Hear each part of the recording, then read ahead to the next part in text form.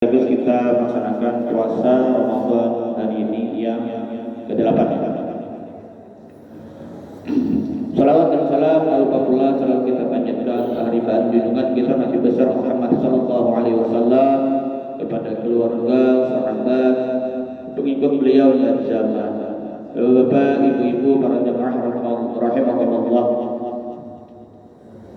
Kita semua tentunya siapapun ingin mendapatkan yang namanya keberuntungan baik dunia maupun akhirat. Sebenarnya keberuntungan itu Allah selalu memberikan gambaran. Kan sahabat hari sebenarnya dikiyau oleh bilang hayya 'alal falah. Mari kita mendatangi keberuntungan. Tapi ini syarat adalah hayya 'alal shalah dulu. Dirikan salat baru hayya 'alal falah, maka kita akan mendapatkan keberuntungan dunia dan akhirat. Tapi kadang-kala kita mengabaikan seruan Allah itu. Ada mendulikan salatnya, ada bahkan gagal parai lalu. Padahal Allah selalu berikan kan, mari kita menuju keberuntungan, dipanggil saban hari oleh Bilal, oleh muadzin. Lebih-lebih lagi di bulan puasa ini, bulan Ramadan ini, Allah berikan kesempatan kita untuk meraih keberuntungan itu. Jadi kesempatan yang diberikan Allah di bulan Ramadan ini adalah untuk kita mencapai keberuntungan, kebahagiaan, kesenangan, keselamatan dunia akhirat. Jadi jangan sia-siakan selagi kita masih diberikan Allah Ta'ala kesehatan, kekuatan. Yang lebih utama lagi Allah berikan iman Islam. Jadi Ramadan yang Allah datangkan ini adalah untuk agar umat Rasulullah itu dapat mencapai keberuntungan, kebahagiaan, keselamatan. Kadang-kala manusia itu mengibaratkan keberuntungan itu hanya dengan materi. Bila sudah diisi duit banyak, wah untung siditnya, diisi duit banyak. Sudah dilihat rumah orang megah mewah, kayak gedung kayak istana, untung mana siditnya. Kau rumah ganal, bagus, banyak pulang isi rumah. Kadang-kadang kita melihat orang beruntung itu mungkin banyak diisi mobil. Mobilnya larang-larang pulang nang di atas sampai hampir 1 miliar misalnya. Belum tentu orang yang rumahnya mewah, duitnya banyak, mobilnya bagus, belum tentu beruntung. Memang dalam pandangan kita beruntung, dalam pandangan beruntung orang yang bisa jabatan tinggi, gajinya ganal, belum tentu. Lalu bagaimana pandangan Allah dalam menyikapi orang yang beruntung itu? Dalam surah Al-Mu'minun ayat 1 sampai 10 itu sebenarnya Allah telah mengatakan. Kalau dalam kitab Duratul Nasihin ini Syekh Utsman juga mengatakan alamatus sa'adah, di sini tanda orang beruntung itu ihda asyara, ada 11. Kalau dalam kitab di sini tanda orang beruntung ada 11. Dalam surah Al-Mu'minun itu dari ayat 1 sampai 10. Jadi Allah Ta'ala a'udzubillahi minasyaitonir rajim, bismillahirrahmanirrahim. Qad aflahal mu'minun. Itu ayat pertama. Jadi ujar Allah dalam Al-Quran surah Al-Mu'minun, sungguh beruntung orang-orang yang beriman. Jadi pandangan Allah yang pertama, orang beruntung itu orang yang beriman, yakin, percaya dengan Allah, dengan Rasul, malaikat, kitab, hari kiamat, dan qada dan qadar. Itu ciri orang beruntung pertama adalah orang yang beriman. Makanya puasa Ramadan yang dikhitab, yang dipanggil adalah orang beriman. Ya ayyuhalladzina amanu, hai orang-orang yang beriman. Jadi iman dulu dipanggil. Karena qad aflahal mu'minun, sungguh beruntung orang beriman kepada Allah. Makanya puasa Ramadan ini yang dipanggil itu orang beriman.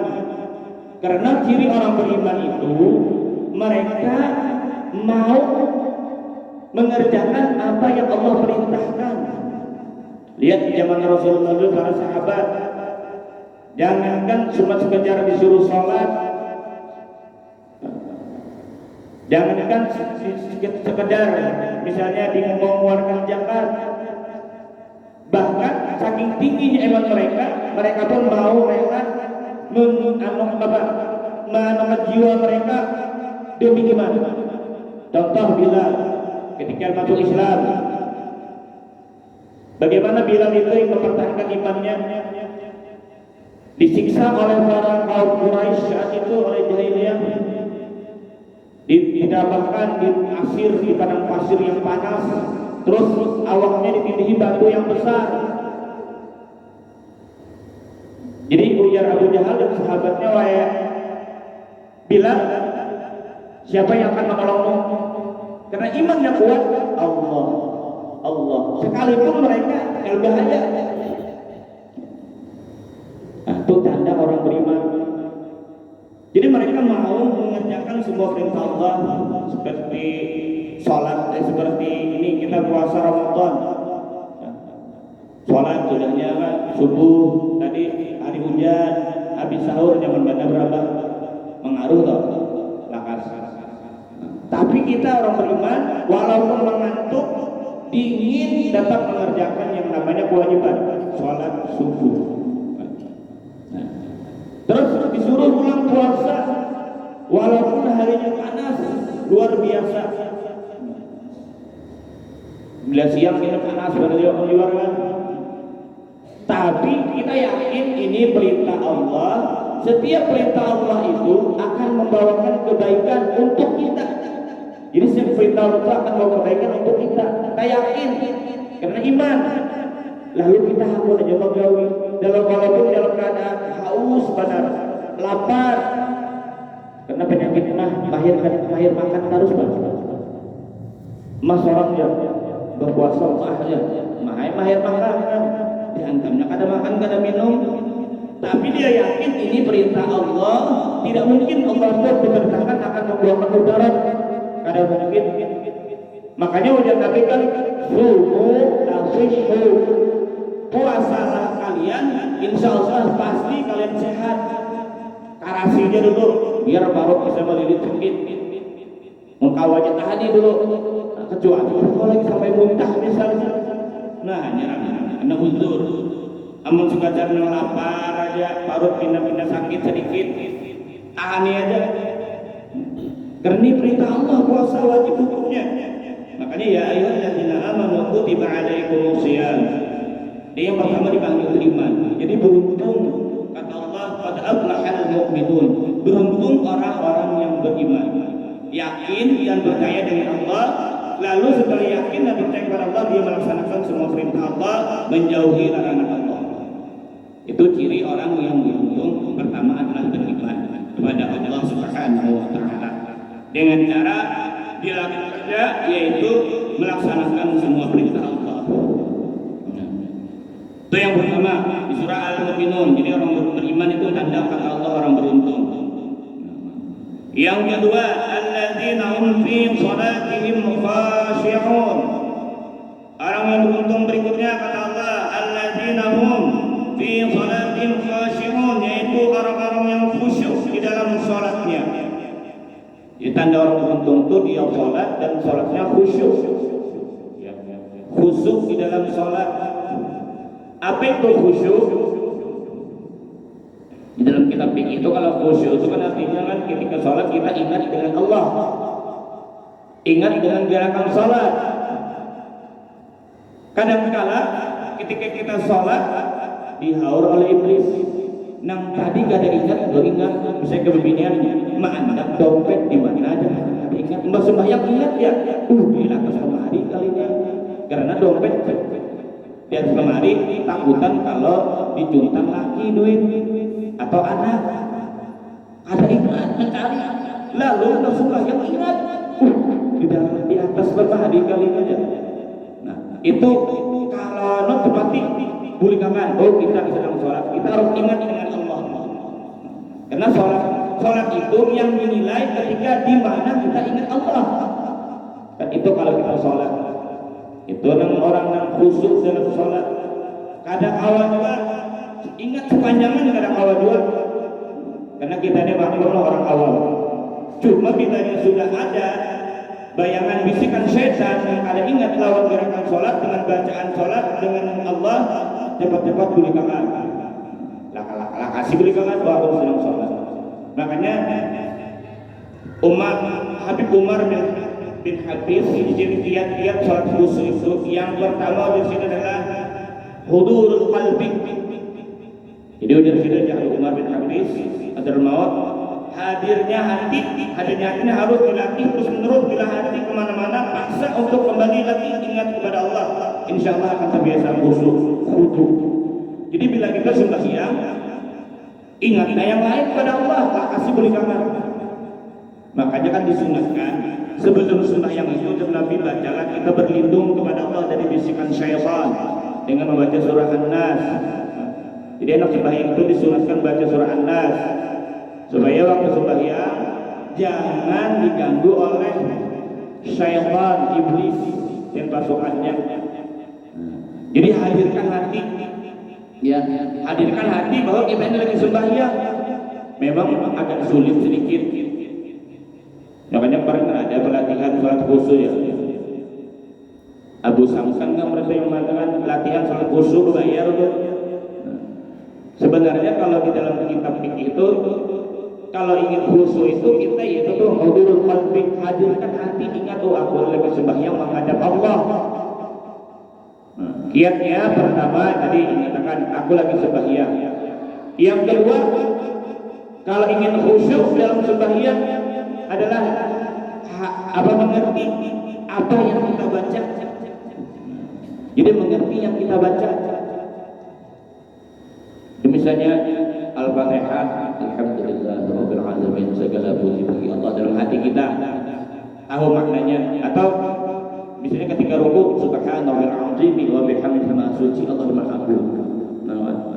Jadi setiap bacaan itu kita paham maknanya. Lalu kalau kita hadir hati, lalu ada bahayabah pikiran. Agak sulit juga kita karena kada bisa bahasa Arab. Kalau kada paham. Nah, kadang-kadang juga ingatakan kalau sembahyang adalah rukun sembahyang. Berapa rukun sembahyang? Ingatakan. Oh, ini gerakan sembahyang ini rukun wajib. Bacaannya sunat tapi ini wajib. Atau ingatakan habis ini baca surah Al-Fatihah, baca surah, habis ini ruku. Habis ruku i'tidal. Ketika baca ruku ingatakan habis ini i'tidal. Itu termasuk khusyuk juga, mengingatkan gerakan sembahyang, aturan sembahyang. Lalu ketika ruku gerakannya bentuknya kayak ini, tangan harus megang lutut lurus, batis lurus, awak lurus kan. Nah, ingat tangan itu termasuk khusyuk, ingat gerakan sembahyang, ingat rukun sembahyang, gerakan sembahyang. Karena paham bacaan sembahyang, ingat tangan, gerakan sembahyang barang itu termasuk khusyuk juga. Dalam kitab fikih termasuk khusyuk orang yang ingat gerakan sembahyang. Tidak kayak ini, tangan jangan digoyang-goyangkan, didiamkan. Waktu sujud ingat tangan, rukun sujud. Dahi kena ke lantai, tangan kedua-duanya kan, ujung jari batis dilipat kan. Nah, itu ingat bentuk dalam sholat kayak sujud tadi kan, itu termasuk khusyuk. Ini orang yang akan beruntung termasuk sholat khusyuk. Terus yang kedua dari sini, setelah hadirkan hati, ingatkan Allah, atau ingatkan gerakan sembahyang, atau ingatkan arti bacaan yang kita baca. Yang kedua, tabahumul ma'ani. Ini yang kedua, memahami arti atas apa yang kita katakan dan kita sedang melakukan. Ingatakan bacaannya, artinya, mengkadang awal dua, artinya kada tahu gerakannya barang. Ya tadi gerakan sholat, dia termasuk rukun. Kayak bacaan misalnya tasahud kita masuk rukun, kita perhatikan bacaannya. Bacaannya yang bujur kayak apa? Ini bertafsir at-tahiyyatun. Ini bertafsir di sini. Sini. Assalamu alayka ayyuhan nabiyyu wa rahmatullahi wa barakatuh. Yang wa barakatuh. Ya kali sembahyang itu belajar juga. Nah, paling kadang kita rukun-rukun sembahyang itu tahu. Jadi waktu sembahyang ini masuk rukun, hati-hati. Kada bahancap sembahyang. Karena kada orang khusyuk itu sembahyangnya juga kada cepat-cepat, kada bahancap, kada lajuan. Mun laju juga kayak tarawih, mun lambat kesian pulang orang. Tapi harus paham, oh ini di sini rukun, bacaannya harus diperhatikan. Kayak Fatihah di mana tasdid, di mana panjang, di mana pendek, biasanya kan huruf per hurufnya kayak tasyahud juga kan. Nah, itu termasuk orang yang khusyuk memahami arti atas apa yang kita kata, yang kita ucapkan, yang kita baca, dan kita sedang melakukan. Paham tahu sudah kan? Yang ketiga ujar silin al-ijlal wa ta'zim. Ketika kita sembahyang adanya rasa mengagungkan dan memuliakan kepada Allah. Subhana rabbil azim wa bihamdihi, maha suci Allah dan maha agung. Lalu kita merasa, oh Allah yang suci, Allah yang agung. Jadi ketika rukuk itu subhana rabbil azim wa bihamdihi, maha suci dan maha agung. Ya.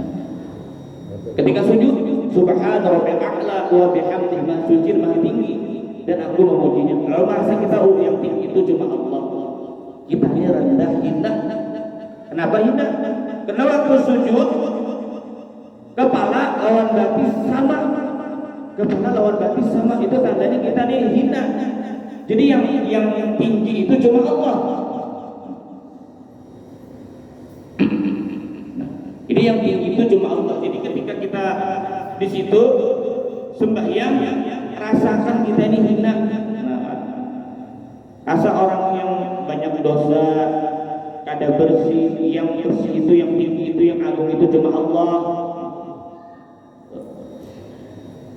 Terkadang kita hati-hati mengetahui arti, tapi tanpa pengagungan hal yang seperti seorang yang memahami perkataan anak kecil, yaitu tidak terlalu menghiraukan. Jadi artinya di sini ketika kita mampu menghadirkan hati, mengetahui arti, tapi tanpa pengagungan juga, tanpa rasa hina diri kita di hadapan Allah, percuma. Tapi jadi kita ini harus di sini harus hadir hati, ingat bahwa kita sembahyang itu menghadap Allah. Terus maknanya paham, hati kita pula juga merasa mengagungkan Allah, membesarkan Allah. Makanya ketika Allahu Akbar, Allah Maha Besar, lalu kita merasa oh kita ini hina, itu termasuk khusyuk, itu kiat-kiat khusyuk. Nah, yang keempat ucara Habib Umar, al-ijlal wa ta'zim ma'al haibah. Hendaknya rasa memuliakan dan pengagungan tadi diiringi dengan rasa haibah, kewibawaan. Haibah, rasa takut yang timbul karena rasa mengagungkan. Lalu bila kita merasa mengagungkan Allah, lalu timbul rasa takutan, rasa khauf, jadinya timbul rasa takut. Oh aku ini hina ya Allah, banyak kesalahan. Nah lalu kita rasa hina. Makanya apalagi orang-orang yang sudah khusyuknya tinggi, mereka kadang-kala sholat itu ada ingat lagi gerakan. Saking anunya sudah khusyuknya, ada ingat lagi gerakan. Ada namanya saking anu itu kan. Ujar buahnya kalau guru mu'alim dulu, di sini orang guru mu'alim itu biasa baik ada ingat rakaat. Bukan luka tapi saking khusyuknya sudah. Orang sudah muraqabahnya tinggi, lawan Allah mahabbahnya tinggi, lalu kada ingat lagi dengan diri. Nah, itu makam yang sudah tinggi, orang mengagungkannya sudah besar, lalu kada ingat lagi. Bahkan kalau kita lihat di Masjidil Haram itu mereka sampai menangis terisak-isak karena mereka paham apa yang mereka baca. Abdurrahman As-Sudais itu kan bila sidang lagi membaca tentang ayat azab, menangis terus. Karena mereka mengerti. Kalau kita tidak mengerti makna Al-Quran, kadang-kadang yang menghadirkan hati mengagungkan Allah, membesarkan Allah. Itu yang keempat. Jadi kita hendaknya rasa memuliakan dan mengagungkan tadi diiringi dengan rasa haibah, yaitu kewibawaan. Haibah itu artinya rasa takut timbul karena rasa mengagungkan, takut sholat kita tidak diterima. Takut sholat kita tidak diterima oleh Allah. Karena mungkin waktu sholat kita banyak ada ingat lawan Allah. Nah, makanya itu paling kadang kita sembahyangnya sebelajar, baguru lah paling kadang. Karena kan rukun sholat itu yang kita ketahui kan rukun qalbi, rukun qauli, rukun fi'li, ini harus tiga ini kita ketahui. Kalau rukun qalbi hati kita harus ingat dengan Allah, hadirkan Allah. Rukun qauli bacaan dibujuri, Al-Fatihah ini bujurkan sudah. Bujurlah sudah bacaan Al-Fatihah ini ya. Datang lawan guru, lawan ipit misalnya. Guru ipit, jadi Bang Fatihah ini bujurkan sudah. Karena itu yang menjadikan nilai adalah itu.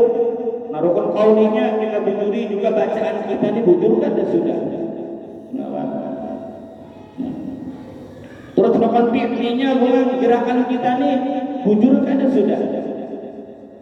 Sembahyang kita nih sesuai kan sudah dengan aturan ilmu fikih.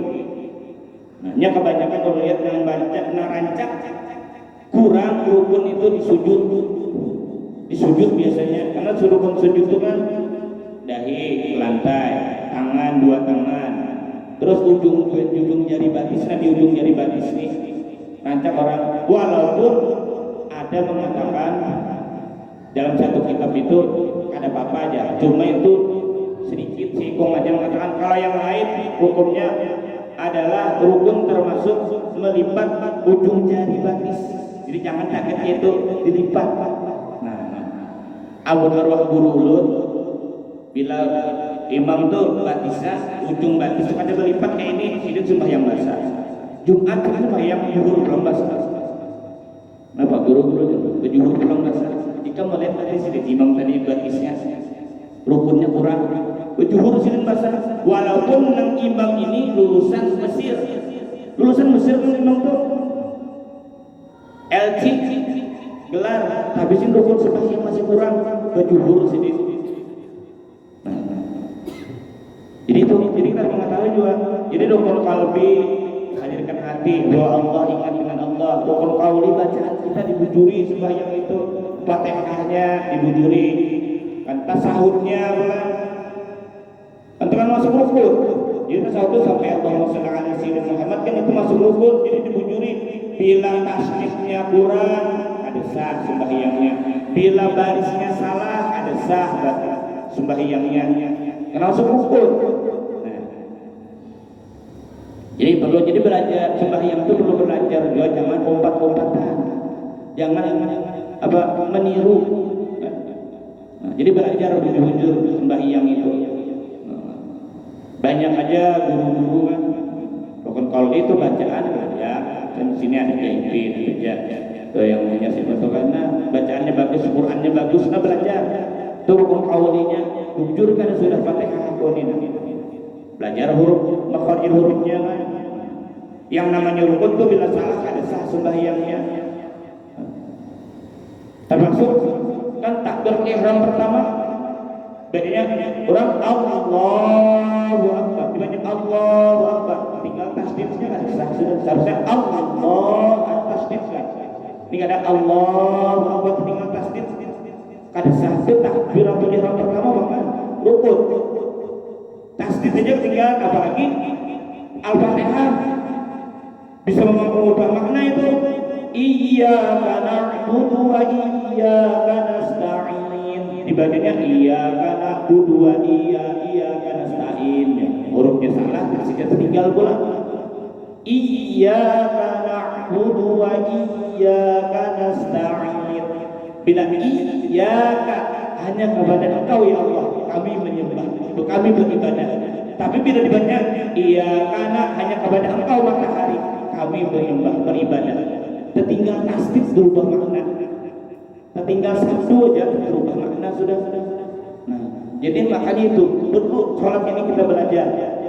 Ini termasuk khusyuk sholat, kita memperhatikan bacaan di sembahyang itu, di sholat itu, huruf per huruf, baris per baris, kan? Itu perhatikan.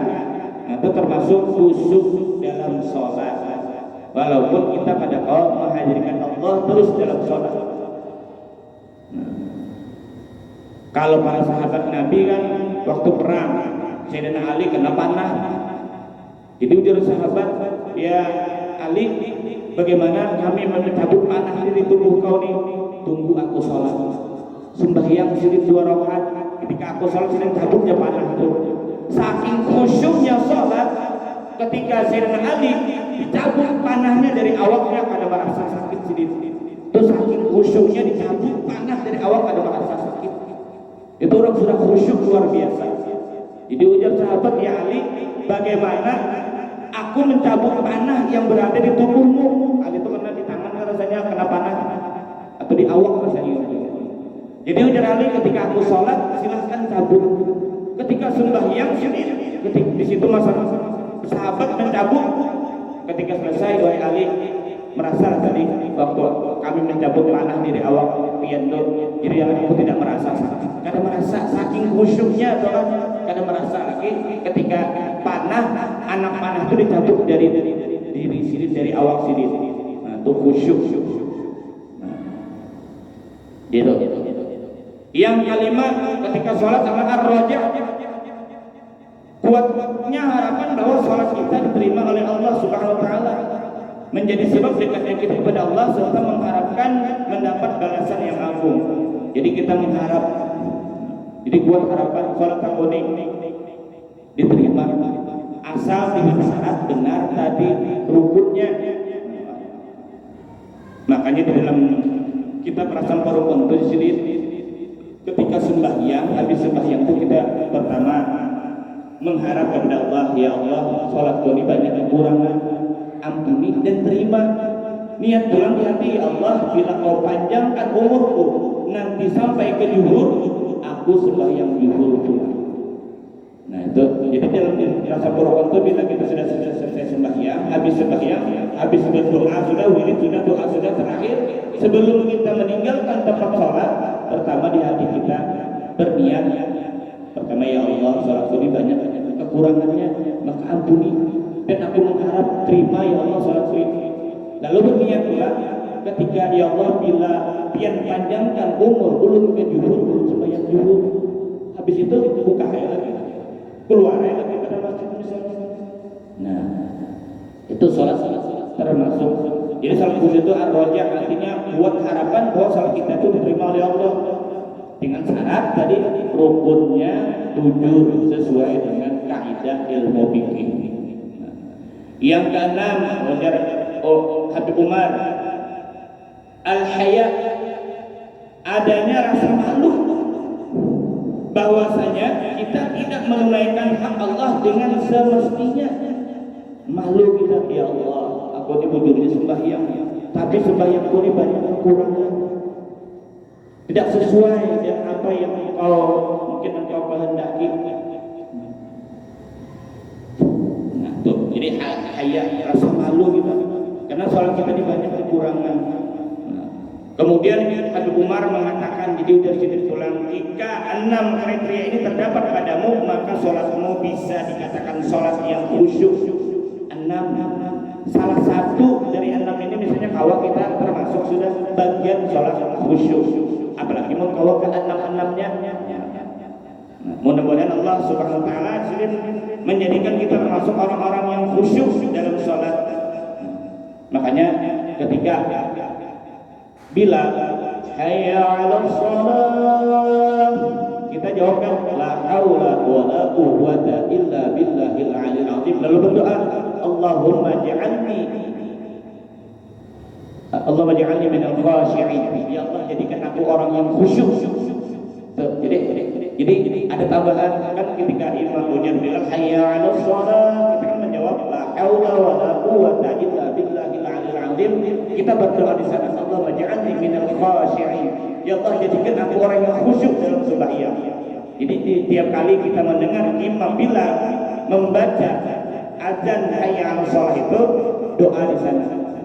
Allahumma ja'alni minal khashi'in. Ya Allah, jadikan aku orang yang khusyuk di sembahyang. Jadi itu tambahan. Jadi janganlah haula wala quwwata illa billah, tambahannya ada doanya di situ. Jadi insyaallah ujar guru kami itu bila ikam tuh berdoa kayak itu 8 kali, insyaallah satu kali sholat itu khusyuk. Nah, jadi tambahannya Allahumma ja'alni minal khashi'in. Ya Allah, jadikan aku orang yang khusyuk. Bila hayya 'alal falah, hayya 'alal falah. Ujar Bilal, kita kan doanya la haula wala quwwata illa billahil 'aliyyil 'azim. Tambah doa Allahumma ja'alni minal muflihin. Itu tambahan doanya. Allahumma ja'alni minal muflihin. Ya Allah, jadikan aku termasuk orang-orang yang beruntung. Itu tambahan doanya. Jadi setiap kali kita mendengar Bilal azan, menyauti kita la haula wala quwwata illa billah, tambah doa bila hayya shalah Allahumma ja'alni minal khashi'in, bila hayya falah Allahumma ja'alni minal muflihin. Nah itu salat khusyuk. Jadi itu kita usahakan untuk dapat salat khusyuk ya. Nah, yang berikutnya kata Allah walladzina hum 'anil lagwi mu'ridun. Orang-orang yang menjauhkan diri dari perbuatan dan perkataan yang tidak berguna, yang sia-sia. Jadi bila orang ingin beruntung, selamat dunia akhirat, jauhkan dari perkataan atau perbuatan yang tidak berguna, yang sia-sia, yang logok, wa man lagha fala jum'ata lahu. Sia-sia, perbuatan yang sia-sia. Kalau dalam itu kan dalam ketika Jumat itu dalam kitab fikih itu dikatakan orang yang sia-sia itu termasuk ketika khatib menyampaikan khutbah, dia berzikir, itu masuk sia-sia. Walaupun dia berzikir, tapi khatib lagi khutbah, makanya ketika khatib khutbah itu tinggalkan yang lainnya termasuk zikir. Apalagi berbandera, khatib khutbahnya berbandera, termasuk sia-sia. Jadi tinggalkan perkataan yang sia-sia.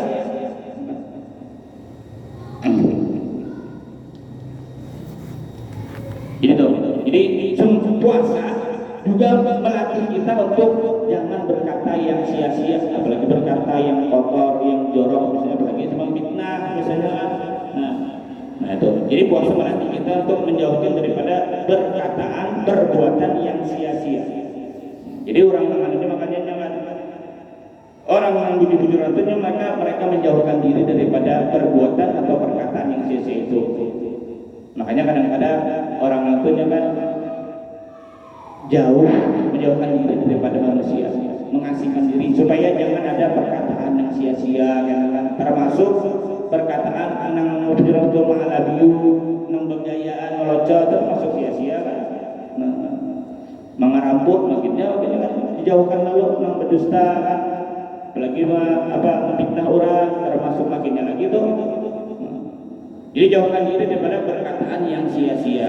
Jadi puasa melatih kita menjauhkan diri daripada perkataan yang kada baik, perkataan yang sia-sia tadi juga. Lalu caranya apa? Banyaki perkataan tadi itu dengan zikir, dengan sholawat. Banyaki zikir, sholawat, baca Quran. Ketimbang berpandera, mengaradau sepandera. Ada lagi puasa. Apalagi misalnya berpandiran kata kerasa mau nyambati orang, apa sampai memfitnah orang makin naik kan. Jadi orang yang akan beruntung itu selain beriman, salatnya khusyuk, juga dia menjauhkan diri daripada perbuatan dan perkataan yang tidak berguna. Apalagi perbuatan dan perkataan yang dilarang oleh agama misalnya. Yang berikutnya kata Allah walladzina hum lis-zakati fa'ilun. Orang-orang yang menunaikan zakat. Ini orang yang berduit misalnya kan, bila sudah sampai isi duit misalnya sudah sampai nisabnya, kalau emas itu misalnya 90 gram misalnya kan, sudah sampai nisabnya, sampai awalnya maka dizakatin misalnya. Ini orang berduit banget. Walladzina hum li furujihim hafizun, kata Allah, orang-orang yang memelihara kemaluannya. Ini orang yang menjauhkan diri daripada berbuat zina ya. kecuali illa azwajihim aw ma malakat aymanuhum fa innahum ghayru malumin, kecuali dia terhadap istri-istri mereka atau hamba-hamba sahayanya. Pamani bertemu warong adzalika faulaika humul adun. Ayat yang ke-7, tetapi barang siapa mencari di balik itu, dia berbuat zina misalnya dan sebagainya, maka mereka itulah orang-orang yang melampaui batas. Sudah berisi bini lalu selingkuh misalnya, atau berisi laki selingkuh